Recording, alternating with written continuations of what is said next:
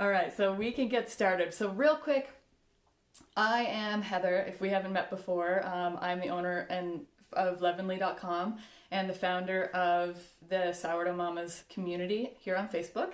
And today we're doing Sourdough Mamas Live episode 4. So this is all about sourdough proofing. And if you have ever had, like I said, any issues with flatbread out of the oven that doesn't have any rise, dough that's incredibly hard to shape, that's really sticky and just wet and awful and spreads out, anything like that, any challenges like that where you score it and it just spreads open like a pancake, let me know. Raise your hand and say, yes, that's me, because I've had problems with proofing. 100%. I was there too. That's actually the whole reason I wrote a high altitude sourdough bread recipe, is because I struggled with this for like 2 years. So it was seriously a huge challenge. So if you're watching this over on YouTube later in the future, great. Subscribe to my channel for more videos like this. We'll be doing a whole lot like this. I do Sourdough Mamas Live every 2 weeks. And today's Sourdough Mamas Live is actually sponsored by the Levinly YouTube channel. So if you guys aren't subscribed yet, head on over there and subscribe. You can just search Levinly in the search bar on YouTube and subscribe and like the videos. Comment, engage there. I'd love to see you guys over there too. I just did a video on sourdough kitchen tools, which was really cool. I set up all the tools that I've used in the past and present on my butcher block, and I basically just talked about them. And I said, here's what I used to use, here's what I use now, here are the differences. Do you need this? Maybe, yes, no. So definitely check that out if you think you might be interested. And soon I'm going to be doing a video on sourdough chocolate chip cookies. So that will be very, very fun. I'm excited for that. Hi Liz, thanks for joining. So today we're going to be talking about the bulk fermentation time as well as proofing time. Okay, so bulk fermentation time is the time when we're doing our folds in the process, as well as the resting time that comes immediately after that. So anytime you hear me say bulk fermentation, that's when it's in your mixing bowl still. You're still using your hands to fold it and it's resting in the mixing bowl.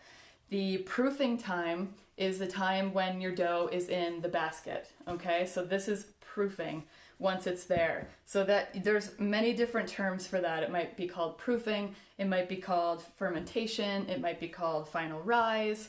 So it's a little bit confusing, especially for the beginner baker, but just that's why I wanted to differentiate the two. That bulk fermentation is in the beginning when your dough is still in the bowl, and the proofing time is after the fact, once you've already shaped it and it's in the basket.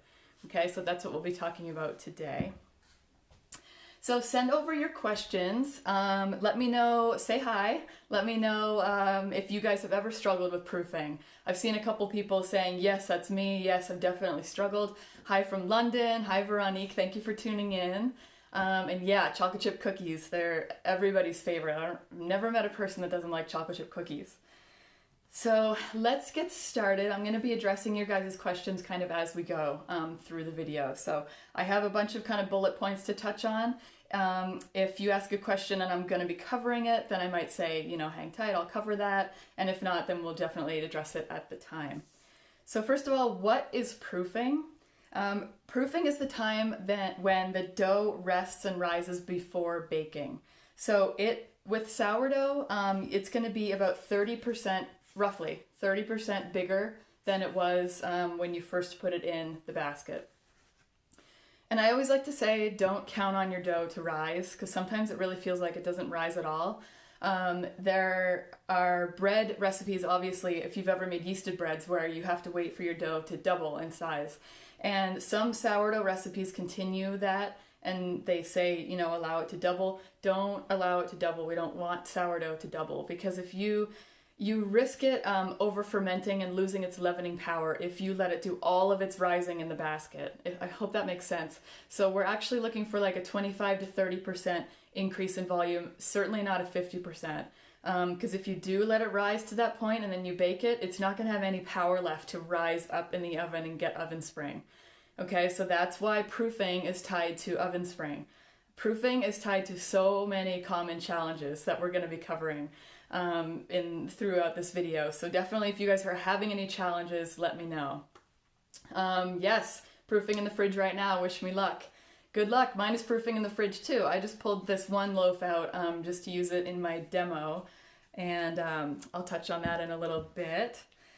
So, room temperature proofing versus cold proofing. I sing cold proofing's praises up and down because it's just so useful for a 3-day schedule. For busy people, for busy mamas, it just works really well. Because I like to do, on day 1, I like to make my leaven, right? And so that's only in the evening before bed. It's like 5 minutes, and then boom, day 1 is done. Day 2 is the mix day where you're mixing all your ingredients, you're doing your folds, you're doing your bulk fermentation, you're doing your shaping, and then your dough goes into your basket and it proofs. Okay, so some people will proof at room temperature on day 2 and then bake later in the day in day 2. But for me, and I think what works really well for busy people, is just to have less time in the kitchen per day. So if you do all the mixing, shaping, and putting it in the basket on day 2 and then tuck it in the fridge, then the very next day, day 3, you can just pull this out of the fridge and bake it. Put it in your Dutch oven, score it, and bake it. Just like that. So it breaks up the process. It makes it a little less intimidating. And it makes it a lot more obtainable for busy people, especially if you have young kids running around like I do. By the way, I time my Sourdough Mamas Live so that my 2 oldest kids are still in preschool and pre-K. And so they're not running around. You never hear them because they're not home. If they were home, I would not be able to do this. I'll just tell you that right now. They would be all over me. So room temperature proofing, obviously it happens faster because it's warmer, right? Fermentation happens faster in warmer environments. And fermentation happens, room temperature proofing, your dough is going to taste more mild. So if you really don't like that sour flavor of sourdough, and some people don't, they like more like the health benefits, they don't really love that sour flavor, then that is actually a good path for you. You can proof at room temperature for about 3 to 4 hours at about 75 to 80 degrees Fahrenheit at room temperature. So after that fact, then you're gonna score and bake in the evening. If you're cold proofing, it obviously takes longer, but you get more complex flavors. You can control the level of sourness. So the longer that your dough is in the fridge, the more sour it's going to taste, which is pretty cool that you get to be able to actually control that. I get a lot of emails from people saying like, how can I make my sourdough more sour? And that's one way, is to just proof it longer in the fridge and let it just sit there, let it ferment longer, let it develop those deep acidic flavors, and that's how you're going to get more sourdough. Any questions about any of this so far? Definitely send them over. Oh, and cold proofing, you're going to have it in the fridge for 12 hours, up to maybe 30 hours, 48 hours, kind of, you can play with it. I am at elevation. Fermentation happens faster at elevation. I'm in Golden, Colorado, about 5,700 feet, and fermentation happens much faster up here. So I hesitate to leave my dough in the fridge any longer than about 30 hours. But if you're lower than me, and certainly if you're at sea level, you could go for the full 48. I've even seen people who forgot about their dough and they pulled it out after 3 days and they bake it and it turns out fine. So again, just play with that. That's going to be a little adjustment that you can make, that whatever works for your schedule and your kitchen, your ingredients, your life, right? That's the whole Levinly message. So Dan said, what about proofing in the oven? That's a really great question. You can proof in the oven. You can make it into basically like a DIY proofing box. And basically what that is you're going to control the temperature in the oven, and you're going to make it control the humidity in the oven as well. So what I've seen some people do, and I can't really speak to this with a ton of expertise because I've only ever read about what people do. I've never tried it myself. But what some people do is they'll boil a pot of water and they'll stick the pot of water in the oven, kind of beside, you put this in the oven on your rack and then the pot of boiling water beside it in the oven. And don't turn it on. It's just going to warm up from the ambient steam. And also you could have the oven light on. That creates a very stable, very mildly warm environment to proof your bread. So you can do that too. Expect that that's going to proof faster than if you're doing it on your countertop, assuming that it's winter, of course. If it's summer and it's 90 degrees where you live, then it's going to proof probably faster on the counter. So it all depends on the season. So I hope that answered your question about proofing in the oven.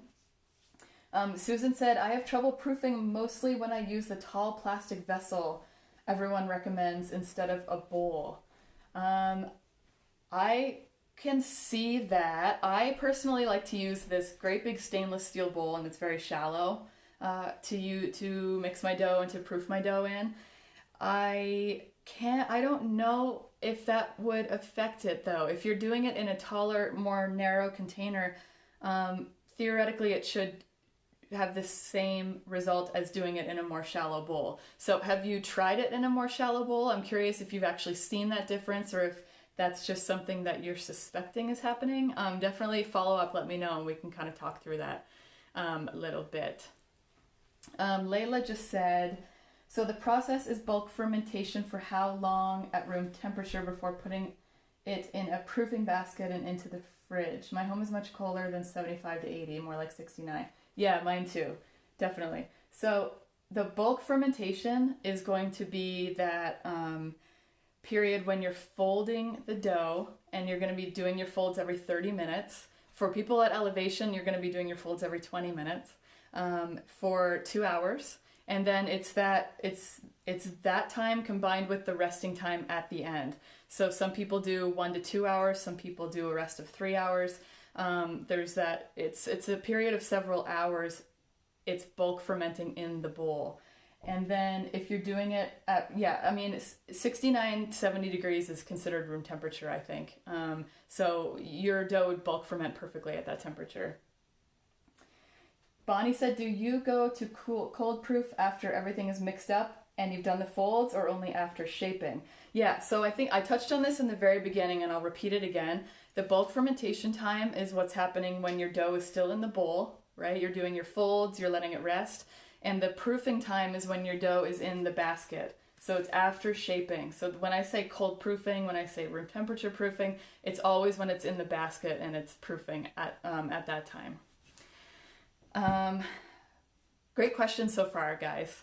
I'm going to take a super quick drink of water. And then let's continue on. And the ideal dough temperature when fermenting. So I actually reached out to the sourdough mamas and asked what their key questions were around proofing. And so a lot of my bullet points are actually based on that feedback that I got. So one of them was, what temperature should my dough be at when fermenting? We should aim for about a 76 degree dough, and that's about 24 degrees Celsius, 76 Fahrenheit. And that's ideal. It doesn't have to be that. It could have a plus or minus, 1 to 2 to 3 degrees. You don't have to, if your dough is 77 degrees, it's not ruined. In other words, give yourself a little bit of grace, give your dough a little bit of grace. And you can test your dough as you're going. If it's cooling off, one thing I recommend as it's doing your bulk fermentation is to turn on the oven light in your oven and pop your dough in there. It'll keep it warm, a nice ambient warmth around it, and then you can check the temperature the next time that you bring it out to fold it. Another thing you could do is, like, for me, we have a 15-year-old oven. I certainly don't have like a show kitchen here. Our oven light is broken, so what I do is I'll turn my oven on to 170, and I stand there and I only let it warm up for 1 minute, and then I make sure the door is closed, and then I turn it off. And it creates enough ambient heat, and it absorbs into the metal walls and the door, and then I can proof my dough in the oven. I can bulk ferment my dough in the oven. I want to make that clear. I sometimes will do that. Another thing some people do is they put it in the microwave and leave the door ajar, and that makes a little mini proofing box because the light stays on. So all kinds of ways to kind of bring your dough back up to that 76 degrees if it does drop. So that is the ideal dough temperature. See, Dave said, what temperature is your fridge at for cold proofing? That's a great question, and I wish I knew. My upstairs fridge is about 35 degrees, and that's the one I used to proof in. Now I proof in my fridge downstairs because we recently got one, which is a godsend because we have 6 people living in this house, so we have so much food.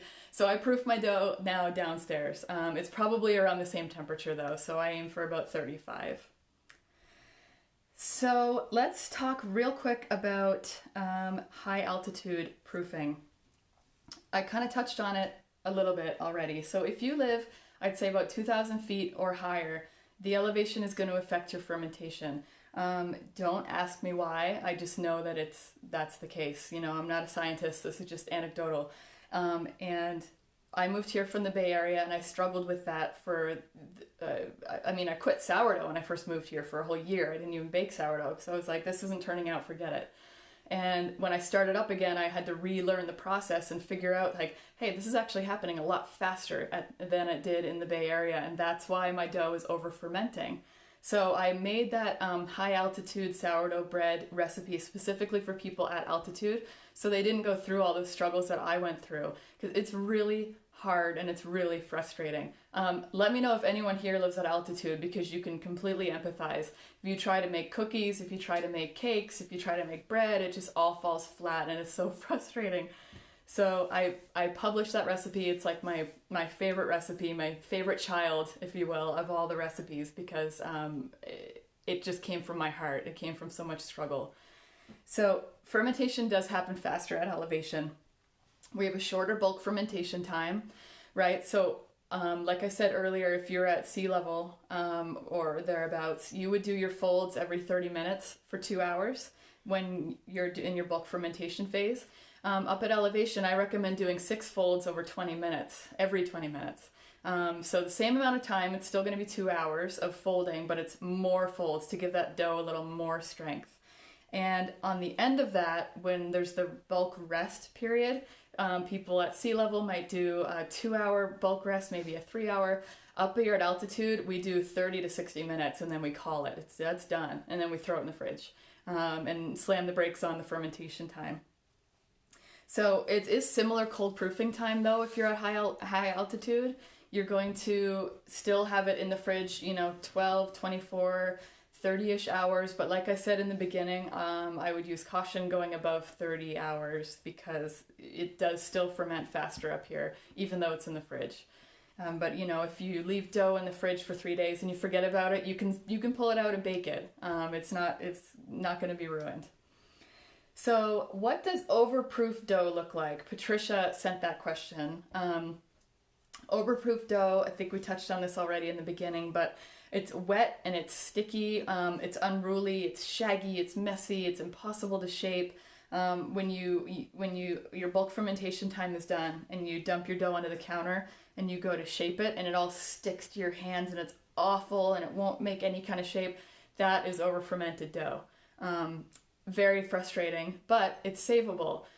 It's not going to have any strength to rise on its own in the oven, okay? It's not going to have, you're not going to be able to shape it. It's not going to be able to get taut and have like a skin. You're not going to be able to score it and have it rise like a beautiful boule. It's just gone too far, but it's not wasted. You can take that dough and put it in a loaf pan, and the pan will work as the sides. It will maintain the structure. It will give it the strength so it can still rise. The dough itself doesn't need to maintain the strength. It'll still rise.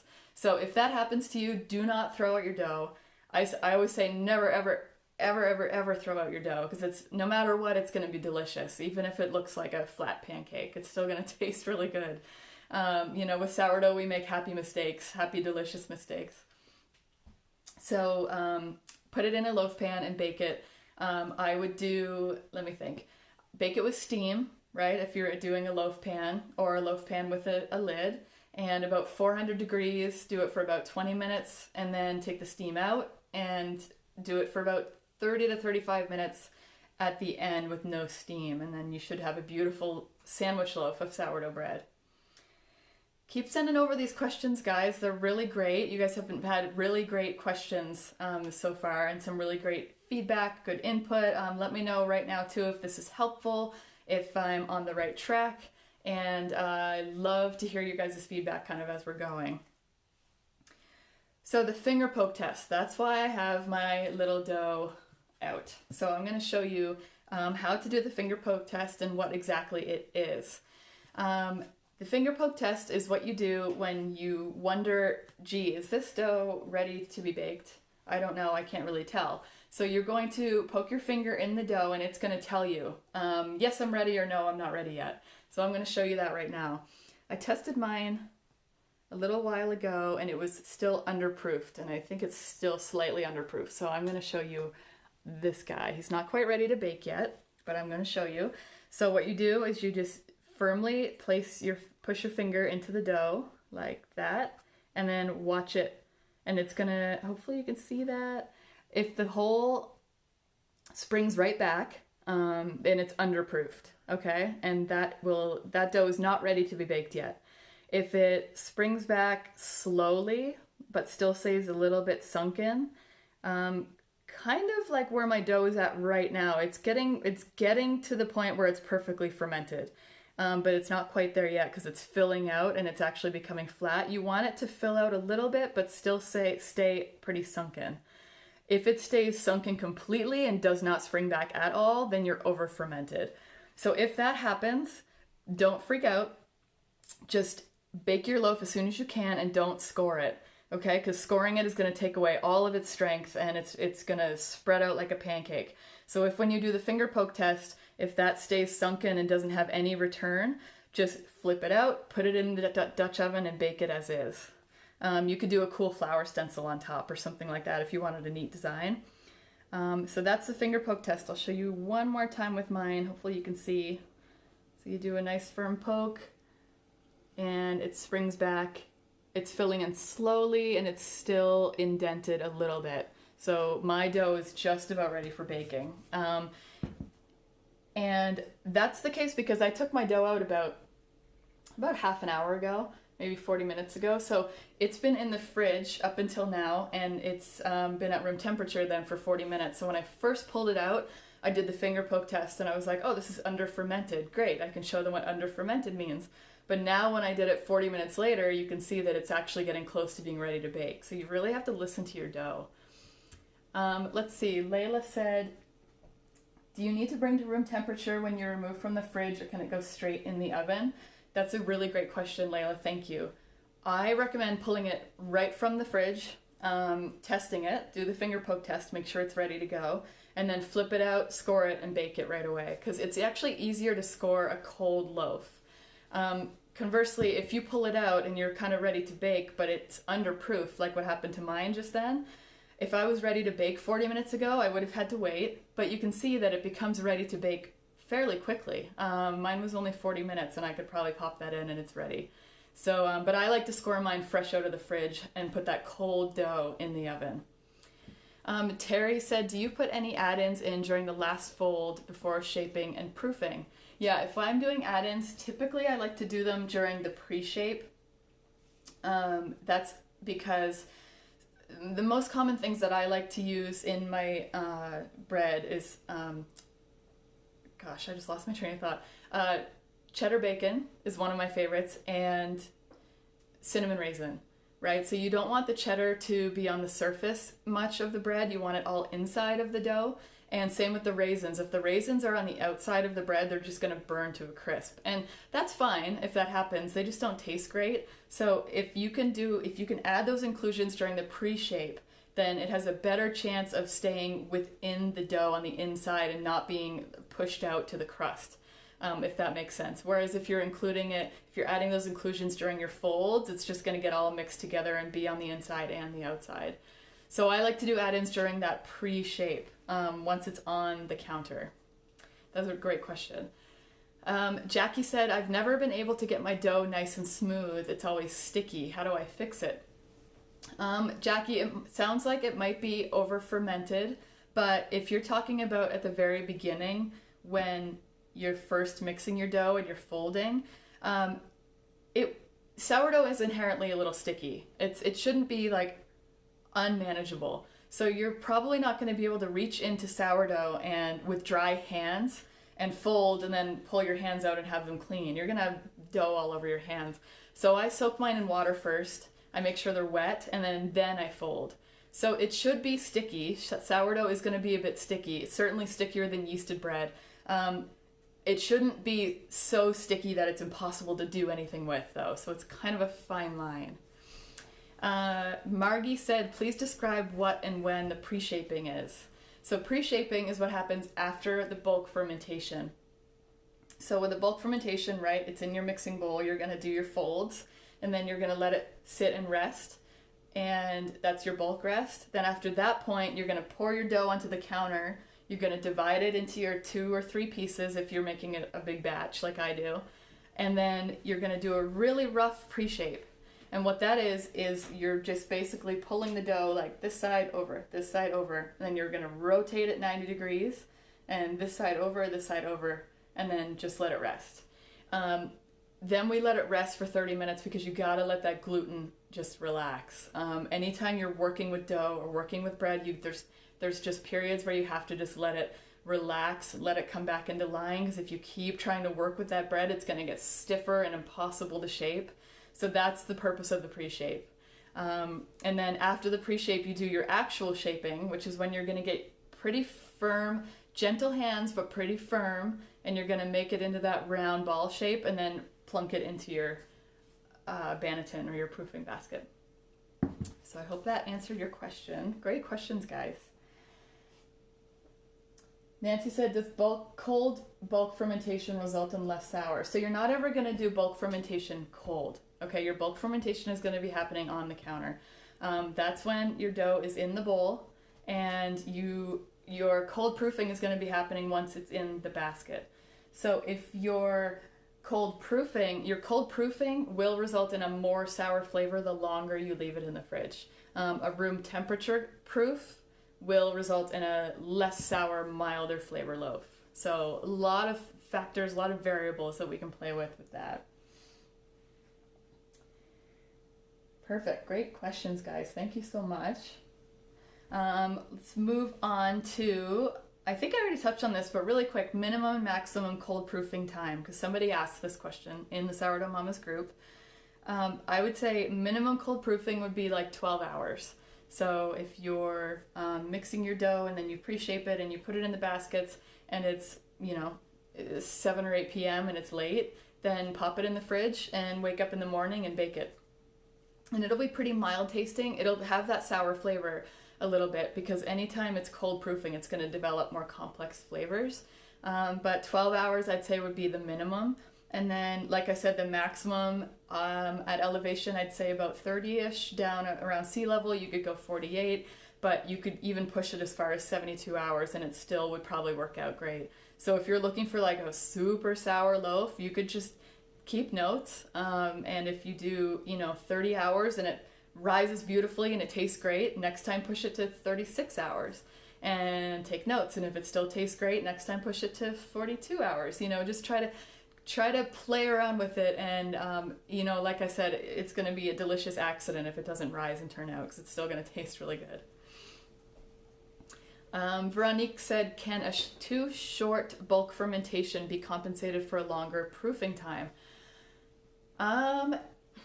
That's a good question. Yeah, I think so. So the purpose of the bulk fermentation is to allow the dough to build its strength. Okay, so you're folding it, you're doing those coil folds or the stretch and folds. That's adding strength to your dough. It's similar or equivalent to kneading a yeasted dough, right? That's why you knead that dough, because you're helping strengthen the dough. And then for the bulk rest, you're leaving it so that it can ferment and rise a little bit. And also the gluten strands can just relax and fully absorb the water. The enzymes can become active, and then you dump it out, and then you're going to fold it. So if you do too short of a bulk fermentation time, you theoretically could do a longer proofing time. But I would not, if you have to cut your bulk fermentation time short because of scheduling, certainly you could do that. You could proof longer on the other end, and it would work out okay, but make sure you're doing that finger poke test and checking it. But I'm not sure I would make that a regular habit, because the fermentation time is really important for the overall strength of the dough, the development of the gluten, the activation of the microbes to leaven your bread in the oven for the oven spring, da-da-da-da-da-da. So you can see it's a big cascade.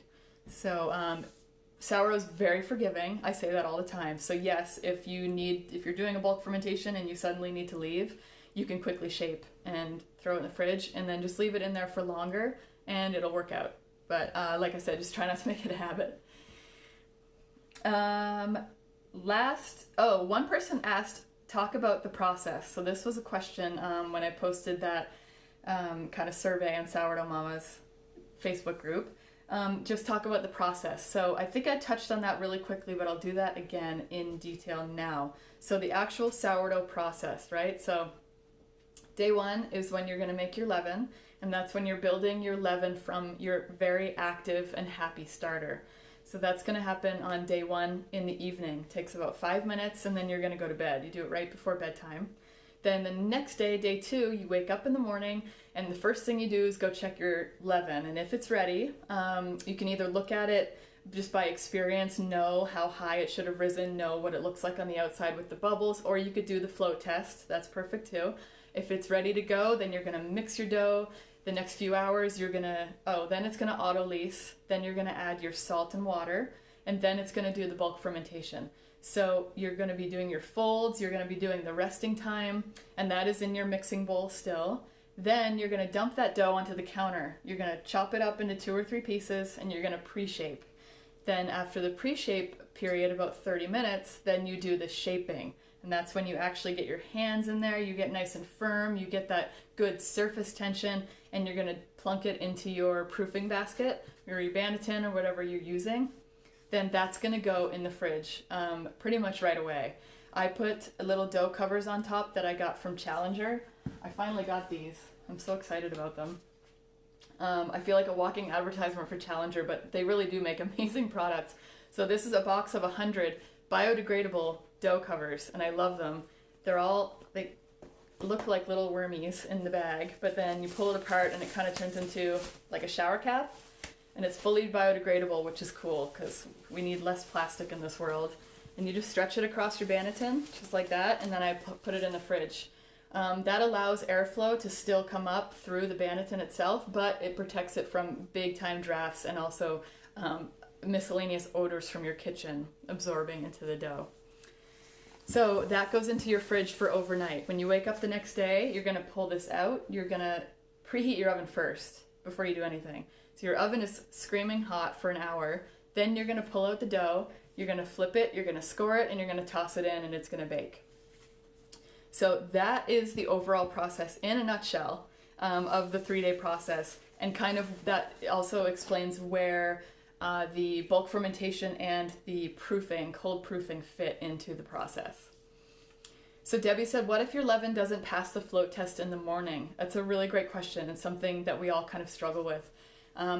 There's a short kind of window where your leaven's going to be really great and active and ready to go. And typically it's about 8 to 12 hours. So kind of as an aside, but it's important. Before I build my leaven, I do 3 kind of back-to-back feeds of my starter to make sure it's happy and active. So let's say tonight I wanted to make a leaven, right? This morning I would have fed my starter. Last night I would have fed my starter, and yesterday morning I would have fed my starter. So I do twice daily feedings of my starter to kind of amp it up and get it really excited and strong and active, and then I build my leaven. And that's going to give you that kind of 8 to 12 hour window of opportunity, and that's about when your leaven is the most active. If you get up and it's not quite peaked yet, or if it's already peaked and it's starting to fall, which is the most common, you do the float test and the dough the leaven floats, sinks to the bottom of the water, doesn't float, then it's not going to leaven the bread in the oven. That said, and this is the tricky thing with sourdough, some people have failed a float test and their bread still comes out amazing. So some people don't even do the float test at all. But I like to do it. I still do a float test. This is like 4 or 5 years in of making sourdough bread, and I still do the float test. And if it doesn't pass the float test, what you can do is sprinkle in some whole wheat flour and some water, maybe like a tablespoon of each. Stir it all together really well, like you're feeding. You're basically feeding your leaven again. But use whole wheat flour because it's a lot more nutritious and makes it more active. And then try to put that jar somewhere warm, not hot, but somewhere warm. Like we said earlier, we could do a microwave proof box where you leave the door ajar with the light on. You could sit it in there. You can make sure that you add pretty warm water to it so it could be nice and warm and become active. And then unfortunately you kind of have to wait until it's active again. So that could be anywhere from 30 minutes to 2 or 3 hours. So you'll have to just keep coming back and checking it and trying the float test again. But yeah, I would, for a beginner or even intermediate bakers, I would advise that you do have a passing flow test before you try to bake your bread. Great question. Tamara said, what is the purpose of doing a leaven? I've never done one. So yeah, there's two camps with sourdough. You either make a leaven or you don't. So you can just take your starter and super feed it, feed it a lot more than you normally do. For example, I normally feed 30 grams of my starter with 60 grams of flours and 60 grams of water. And when you could take your starter and take 50 grams of your starter and feed it with 100 grams of flour and 100 grams of water, and then that's going to be enough leaven to make your dough the next day and also have some left over. Okay, so this is talking about just feeding your starter in the same starter jar and not having a designated leaven. The reason I like to do the leaven and keep it separate, first of all, is because that's the way I've always done it. That's the way I was taught. And second of all, I would be just absolutely paranoid of discarding the remainder of my starter. Like I would weigh out 200 grams of leaven, mixing my dough, scrape out the rest of my starter into the garbage, carry on, and then there goes my starter and I don't have any left. So that is, for me, the biggest reason. I like to see that there's two separate physical entities, but it's not necessary. No, you can just feed your starter and make sure that you're feeding it enough to make enough leaven for your dough. That was a long answer, but I hope that covered your question. And Terry said, can leaven float at first and then sink? That's what mine did. Yeah, if you leave, so yeah, that's actually a really great question too. If you leave your leaven on top of the water for long enough, it'll sink. Even if it's super active and it floats right away, it'll sink because it's just absorbing the water and it's going to get heavier and it's going to sink. What you're looking for is your leaven to float on the top of the water right away. And even if it kind of half hangs down and half floats, a half float is considered a pass. The only fail is when it sinks to the bottom and has no float whatsoever. So yeah, that was a really great question. Thank you. And the last thing I had on my notes is to talk about working with a busy schedule, but we already covered that. That's the 3-day method that I talk about all the time because it really works well for busy people. You leaven on day 1, your mix day on day 2, and then your bake day on day 3. And it does require a little bit of planning.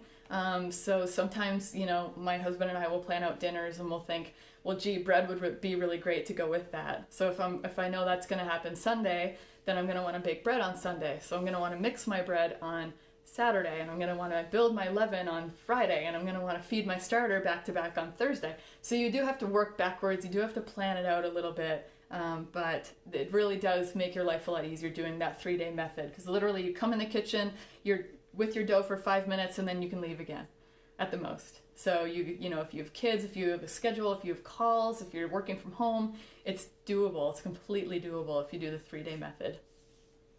So that's it for my notes. If you guys have any last questions, send them over. Dave's got bread in the oven, so he has to run. Thanks for coming, Dave. Appreciate it. Gail said, do you ever use white whole wheat flour? You know what? I have a brand new bag of white whole wheat flour in my closet, and I'm going to start playing with it because I haven't ever used that. If anyone's wondering what white whole wheat flour is, it's not white flour. It is whole wheat flour, but it's made from a different type of wheat than typical whole wheat flour. So, right, as if this isn't confusing enough. But I finally bought a bag, and I'm going to experiment with that a little bit here in the coming days. So I have not. Gail said her starter was very thick when she used it, so interesting. I can't really speak much to that, Gail, because I haven't used it yet, but I can report back once I know more. Bonnie said, when you feed the starter for the 3 times, does that give you a ton of discard? Let me think. So my starter is 150 grams when it is built fully, and then I take out 30 grams of that to feed the next one, right? So I have 120 grams remaining, and then times 3 is what, 360 grams? So it gives me close to about a half to 3/4 of a jar of discard, and then I just make a discard recipe with it, like the sourdough chocolate chip cookies that are so good. That's one of our favorites. Sourdough banana bread is another one. And so it does give you a ton of discard. That said, you can do micro feeds and smaller feeds if you don't want to have a ton of discard. So for more information on that, I have another video. The last Sourdough Mamas Live we did was all about sourdough starter feeding ratios and micro feeds. So we talk about that, we dive into that. So you could feed it in a smaller amount. You just need to make sure that it's really active and ready to go.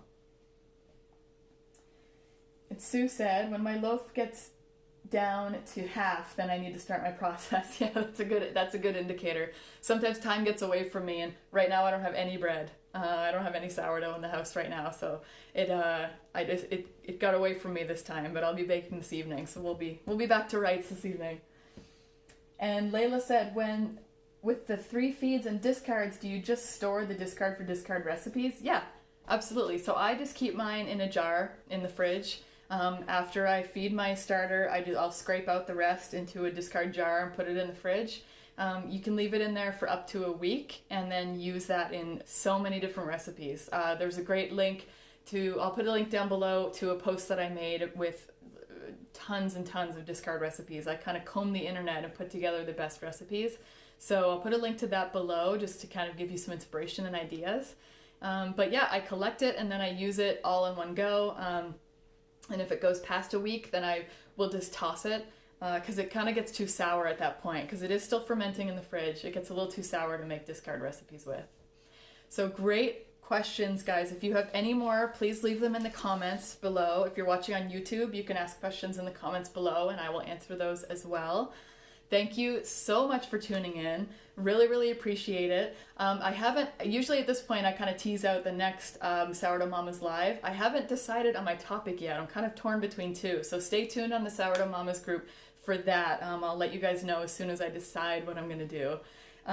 Thank you for joining me. We'll be back in 2 weeks' time. And yeah, happy baking, you guys. Thank you so much. I hope you all have a wonderful night.